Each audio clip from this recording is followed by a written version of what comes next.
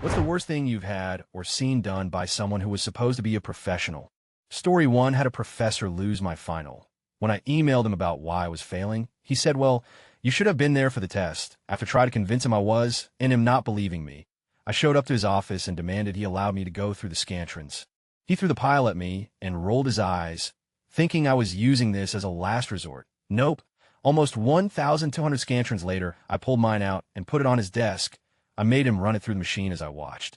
Granted, I understand that he had a lot of students, and sometimes scantrons get misplaced, but he shouldn't have been so disbelieving and rude over it. Story 2. I had a teacher in college that took points off my essay for misspelling ludicrous. She didn't know it was a real word and thought I was referring to a pop artist. Story 3. Dentists will appreciate this one. My girlfriend at the time was unhappy with the appearance of her teeth, and rather than go with orthodontics, which my very professional dentist had recommended, opted to go with the instant solution of crowns and veneers, nearly a dozen in all, suggested by a dentist at some random strip mall. Doing this work required she get 6 root canals. Her first appointment for the work was a Friday at about 2 p.m. They worked on her for 3 hours, and when it was 5 p.m. and it was quitting time, they stopped work, put a temporary bridge on her, and said they'd see her in 2 weeks when her next appointment was scheduled, and sent her home. Once the lidocaine wore off, she was in agonizing pain. By Sunday, she literally asked me to kill her. Calls to the dentist service went unreturned. Monday morning she called and was told the pain was normal and they wouldn't see her earlier. That afternoon I called my dentist, explained the situation, and brought her in immediately. He gave her some lidocaine, which provided instant relief, and then took the temporary bridge off. Next he said out loud, "Holy," and told his assistant to get the camera, and took about 50 pictures. He left and went into his office, and then came back, put the temp back on, gave her a script for Percocet, and told us to call her dentist again and make an appointment. We did, and it was scheduled for 7 a.m. the next morning. Apparently, they had started 6 root canals on Friday, but not completed any of them. Just opened the tooth and exposed the nerve, but not actually destroyed it, and left the tooth open with a minimal packing, but no actual filling, and expected my girlfriend to live with that for 2 weeks with no pain meds. I talked with my dentist about it on a later date. And according to him, this was about the single most painful thing a dentist could do to a person. And had they not taken the appointment the next morning, he was going to hand the pics over to the state's ethics review board. TLDR bad. Dentist torture my girlfriend. Story 4. I had wrecked my mountain bike on a South Mountain trail and ripped open my arm pretty good. I also broke 2 rims, cracked my helmet, and blew out my front shock. I was in and out of consciousnesses on the road to urgent care. Because it was early Sunday morning, the first 2 places we went to were closed, and we ended up at a little clinic. This young doctor, 3 years out of med school, cleaned my wound, pulled all the rock and dirt out of my skin, and then stitched up the large flap of skin that was torn back. He gave me 2 pain pills and told me to have a good day. Well, apparently you're not supposed to stitch wounds up like that, and are supposed to let them drain breath. I went in 2 days later to get more pain pills because my arm hurt so bad it was keeping me up at night. The doctor on staff told me I had to be admitted to a hospital with an ER immediately because my whole arm was infected and it was starting to reach my lungs. I had a massive infection that ended up hospitalizing me for days, and then I had to have a surgery where they removed a good part of my forearm tissue to let it all regrow. I spent more than a month packing and cleaning out a dollar-sized wound as my tissue regrew. Worst experience of my life. Edit to answer the most common question: no, I did not sue. We thought about it, but figured that would only contribute to the broken healthcare system. I guess I came to terms like this the doctor had to learn somewhere. Story 5. When I was a teenager, I ended up having to have my first root canal and new dentist because my father had switched insurance plans. Everything started out normal, but after about an hour into the procedure, the dentist told me that she needed to step out for a moment. At that moment, I still had one of those metal filing toothpicks stuck up into my tooth, so she told me not to close my mouth. I sat there and kept it open for over an hour. Apparently, she had gone off to do a procedure on another patient because my root canal had run over the time she had allotted for it. Surprise, surprise, my tooth had somehow become infected in this time, and I had to wear a temporary crown for a week and not eat anything that wasn't room temperature while I took antibiotics. When I finally got the permanent crown, it ended up being the brightest shade of white that they had. I still haven't been able to get my other teeth to match it without professional whitening. It should be mentioned that this lovely dentist was Orly Tates, the lawyer dentist who later went on to become the head of the Obama birther movement. I was a little surprised when I saw her on CNN a few years back. Story 6. Went to the doctor's office to pick up my blood test results. Doctor came into the room, shaking his head, saying, "Wow, this is not good. Not good at all." I started to panic. He then alerted me about how some baseball player got hurt and his team was doomed. I never thought a doctor would do something like that IRL, but for that 30-second span, I was convinced I was a dead man walking. Also never went back to that doc again. Story 7, I was abused as a child. My nun teachers reported it 3 times, but the police took no action. I fell down a flight of stone steps and got badly bruised. When I went into school, one of the nuns asked me what happened. She got angry and slapped me for lying, thinking I was covering up abuse. Story 8, when I was working for an oil change place, I witnessed the manager of 15 years not put oil in the car and send it on its way. I was working in the pit at a 2-bay store while I was changing the diff fluid on another car. Waiting for the oil to drain, the manager did this without checking to see if it was ready. I didn't even get to put the plug back in. WTF are you doing? I wasn't even ready to put oil in it. The plug is still here. Oh, I thought you were done. You didn't even check if I was done. We later found out that he had just started a meth addiction and was fired as well. Story 9, let me start by saying I've had a peanut nut allergy since infancy. So now, story time. When I was in preschool, there was a day that they were serving PBJ sandwiches. Me being the smart little squeaker I was, I called attention to the fact that I can't eat the PBJ because I'm allergic to peanuts. One of the teachers came over to me, grabbed my sandwich, opened it up, and wiped the side with mostly peanut butter against the edge of a table and put it back together and gave it to me. I gave her a dead confused and repulsed stare, followed by a courteous, "Can I have something else, please?" The girl then fetched me broccoli and cheddar soup, I think, and I ate that instead with pride. Later, of course, I told my mother, who rose all of, seriously, WTF. Not only should my teachers have known my allergies, but they should have had the sense to know that even the smallest amount of peanut butter will still in fact cause an allergic reaction. Story 10, owner of a company that I worked for kept a small stack of bumper stickers with very permanent adhesive in his glove box. Just in case someone cut him off while driving, he would follow them for a few minutes, and if they stopped, we would lurk in the work truck and apply said bumper sticker.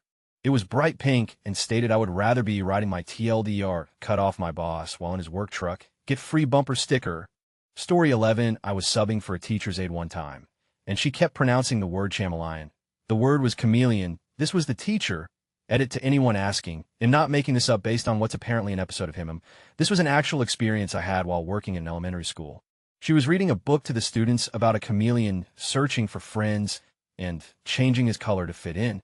Story 12, I work as a summer rec director for the local school district. So I basically spent my days watching 30 children of various ages run around a playground and get into trouble. Now some of these kids have special needs, and in that case, may have an aide to help keep an eye on them.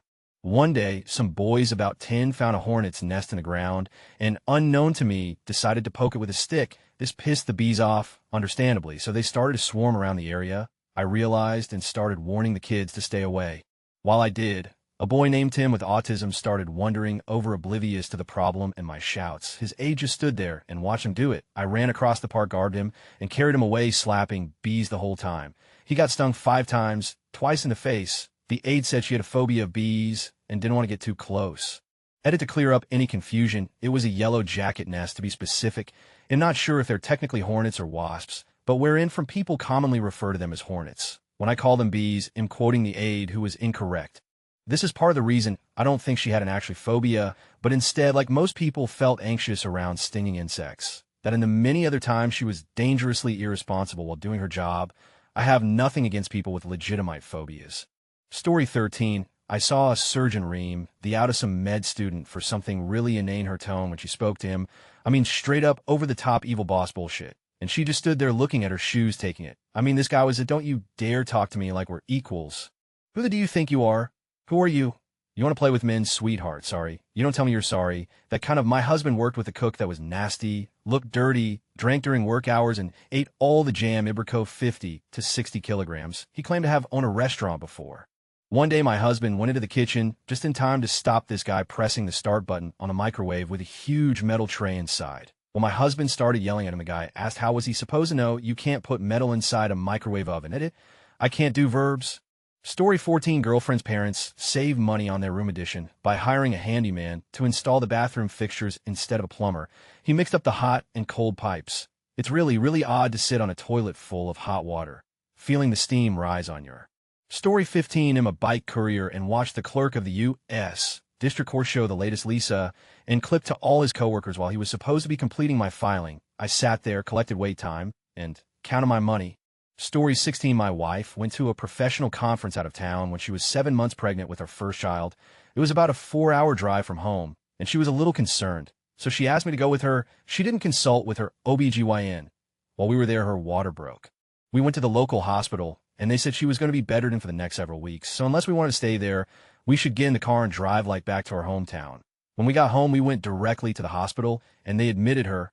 They kept her in a bed with her feet higher than her head and checked her several times a day for infections. Her OBGYN was nowhere to be found. My wife was an RN at the same hospital where she was staying. Her friends, other RNs, would come by and chat with her frequently.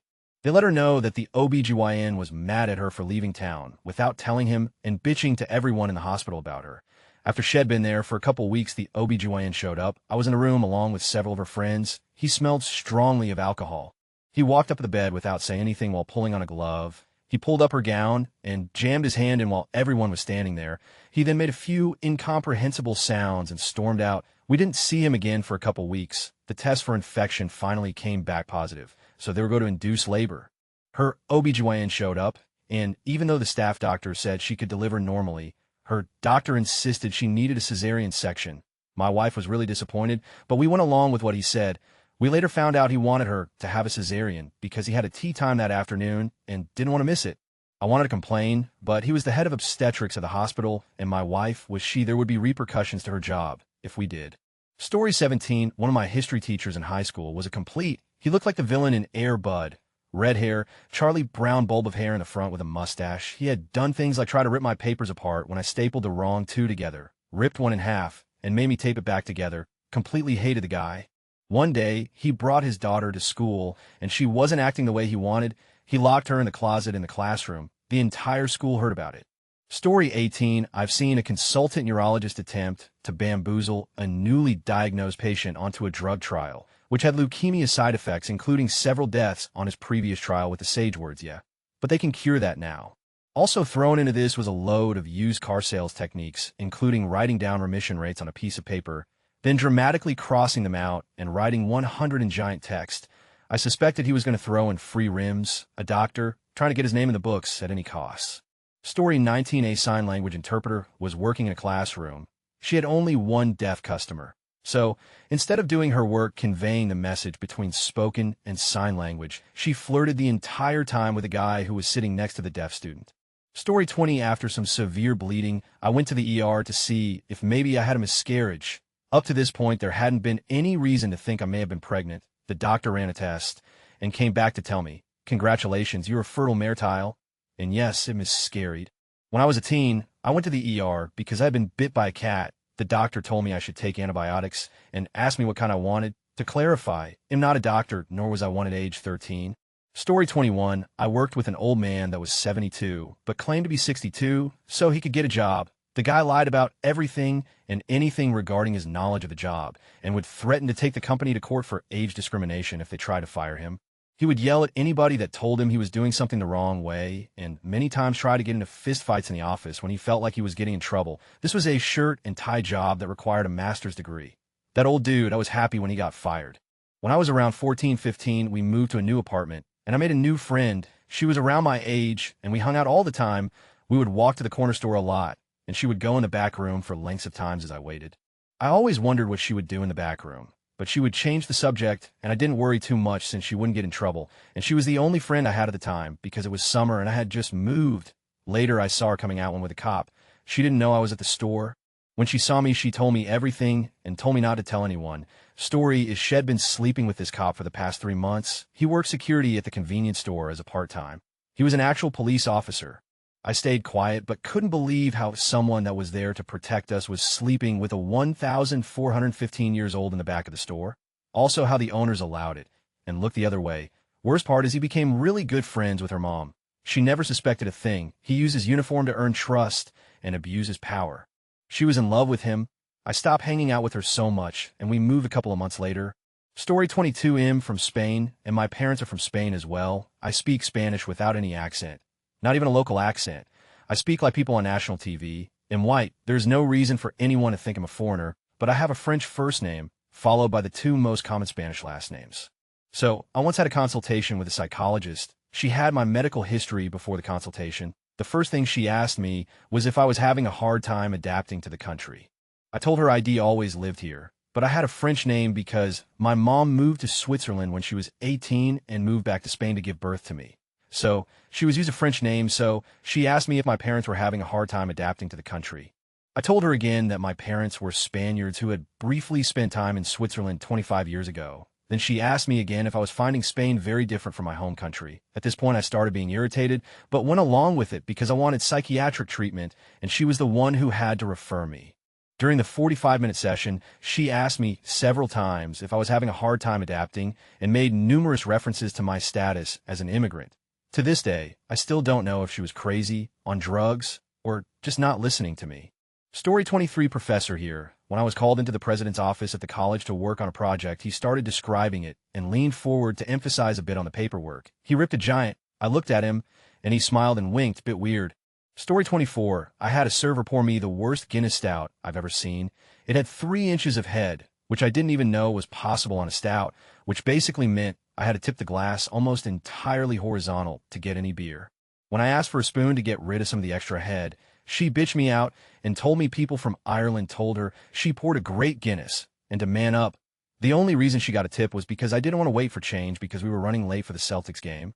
Story 25. I told a psych doctor in a mental facility that I had mood swings sometimes, but that they were always caused by something and were not random. Then he asked me if I ever saw or heard things. I said aside from 2 or 3 of those minor unreal images we all have when we're trying to wake up, nothing. That was probably the wrong thing to say because then he diagnosed me as having schizoaffective disorder. It tore my parents apart, and I had to explain to them several times that this guy was full of and blowing things out of proportion. Fortunately, my next doctor wasn't so quick to rush to judgment.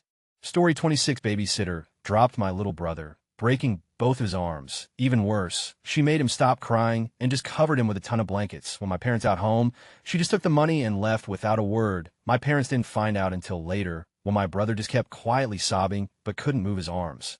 Story 27. I had to switch over to the laptop for this. So this past week, my father has had a valve replaced during open heart surgery. The first set of nurses were amazing, over the moon great. Then he started falling sick again while still at the hospital. He needed a pacemaker because his heart stopped beating.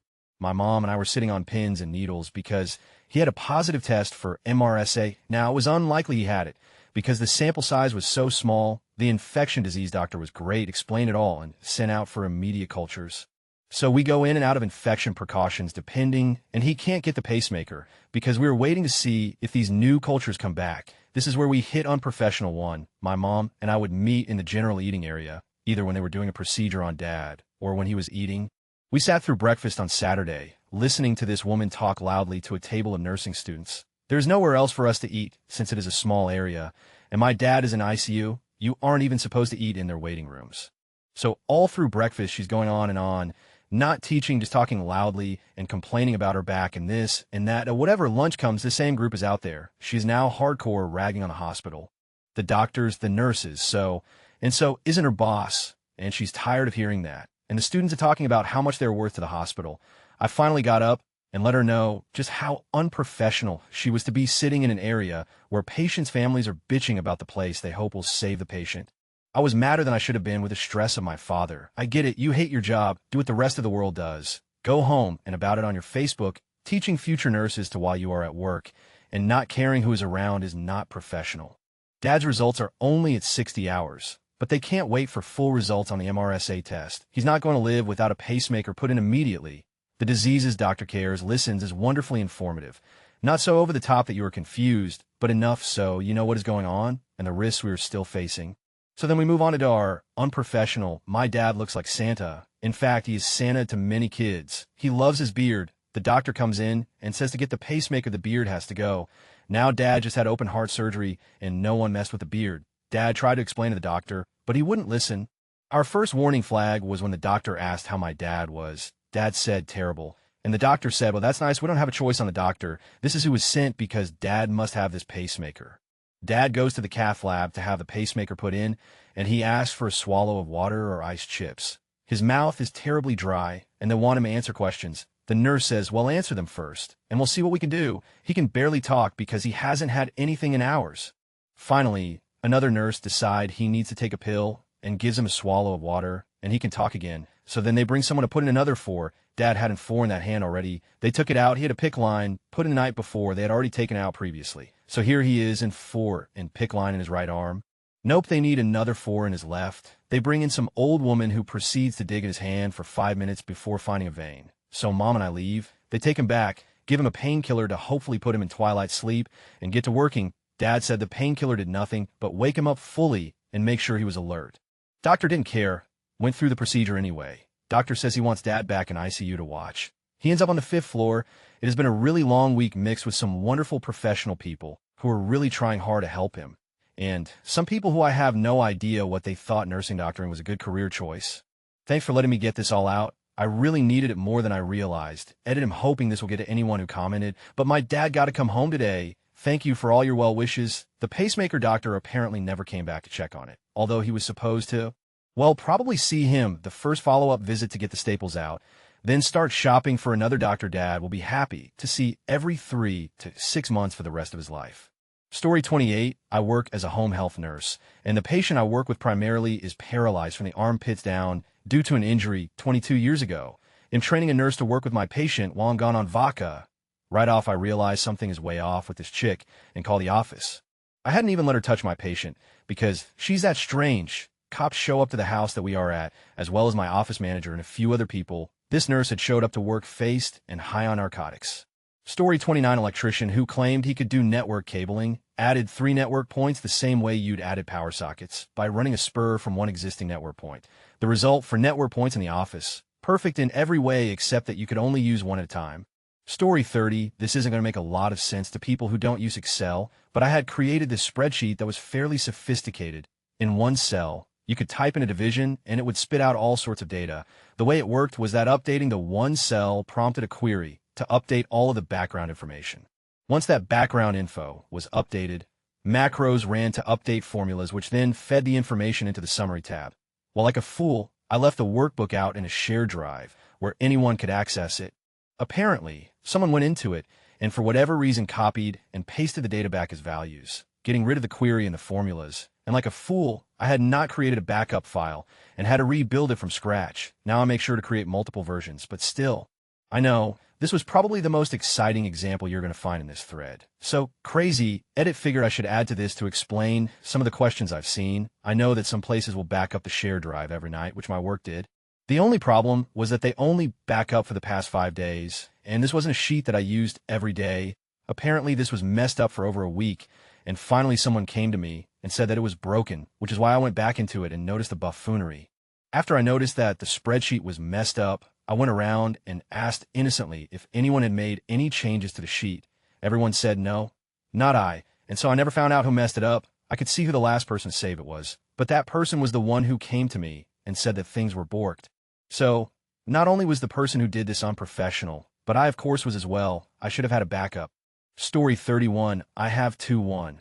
I had braces when I was younger, about an hour after my orthodontist had initially put them on. Every single one popped off, so I go back to get them fixed, and the orthodontist starts blaming me, telling my mother and father that I must have picked them off. Turns out she forged her orthodontics license. She went to jail. 2. Rex Ryan, a supposedly professional NFL coach, actually let Mark Sanchez start for a while. Can you believe that? Story 32, story time. I was taking courses via distance in order to complete my university degree. One particular class was an economics class. The professor that semester was filling in for the regular prof and had never taught via distance before and was using the regular prof's materials. No big deal, it's really not that hard.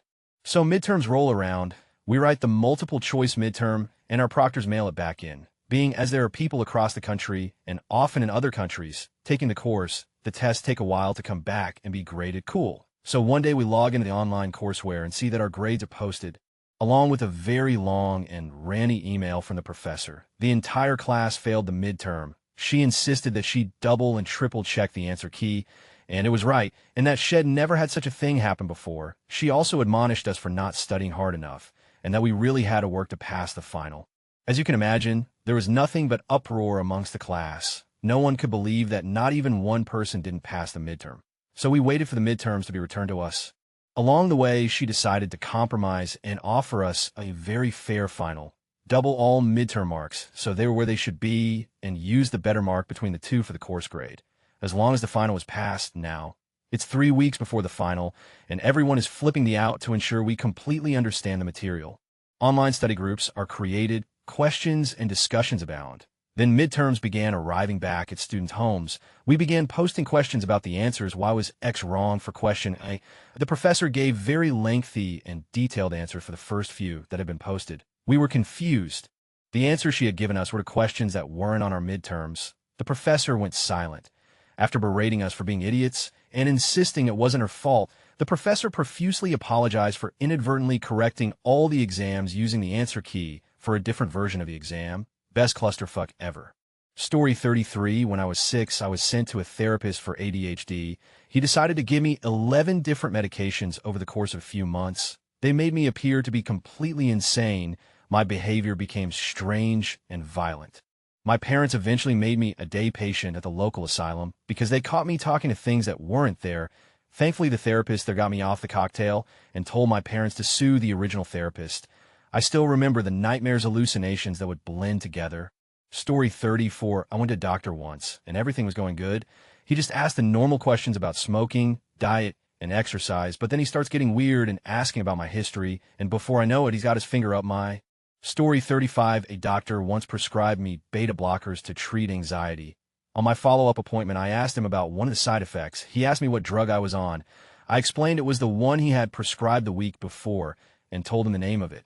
Dude proceeds to open a book of prescription drug information and then tell me I probably shouldn't be taking it because it could be dangerous. I haven't been back.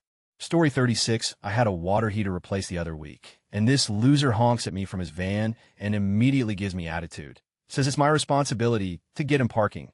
My job is to install the water heater. You have to provide parking. Luckily, a friend was parked right out front and moved for him, but this wasn't good enough. Can I fit my truck in there? Yeah, but is there enough room to open the back and get my equipment? Yeah, it looks like it's big enough, and the dude just sits there like a lump on a log. Finally, he says, I just don't know if this is going to work, and I lose it.